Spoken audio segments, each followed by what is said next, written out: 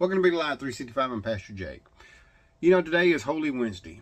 Now, we've been leading up to this. This is the Passover week for the Jewish and the Holy Week for the Christians. You know, this is the week leading up to the crucifixion on Sunday morning. And, you know, it's been an emotional week. I mean, we went through the Palm Sunday. We went through him arguing with people in temples, to the abomination desolation about the destroying of the temple, which was yesterday.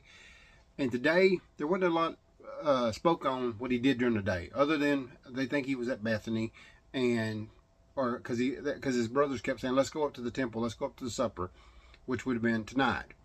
And for the Jews, it would have been the Passover dinner. For the Christians, this is communion. This is where Jesus talks about the Lord's Supper. In other words, when you're coming to remember Jesus for all the things he's done for you. And it's very emotional because Jesus knew that he was going to the cross tomorrow. Think about that. Think if you knew that you were going to the cross tomorrow, what would be on your mind? How taxing, how heavy that would be. But he knew it. He knew that he was going to suffer for us. He knew what he was fixing to get into. He actually said that, you know. And for us, we have to remember that too. That he did what he did. So that's why we have the Lord's Supper. And I pray that everybody tonight, I'm just asking y'all to do this, is break some bread with your family. Remember who Jesus is. Break bread, drink juice or wine or whatever you got. You know, drink it in remembrance of Jesus.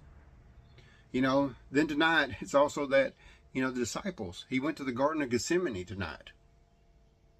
And he went there and started praying. That's another thing I want to ask y'all to do. Is because while he was praying, he kept getting up and going over, and the disciples were sleeping. Let's not sleep a whole lot. I mean, you get your rest. Everybody needs rest. But what I'm saying is stay up a little later if you need to, or just have a prayer. Start praying to God. Take an hour out tonight and pray for God, that, you know, and thanking Jesus, you know, for what he's done and all of this you're going through, because everybody goes through a lot of suffering, and everybody suffers a different way, financially, personally, relationship ways. But God's always there to support us. Matter of fact, he tells Jesus in Psalm 16:10 that I will not leave you in hell. In other words, I will not leave you in this to suffer.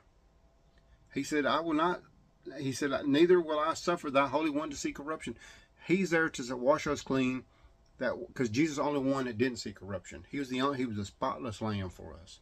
So let's remember him tonight. Let's pray tonight with him. Let's not sleep like the disciples did. Let's do some praying tonight and start lifting our hearts and our voice up to God. Y'all have a blessed week.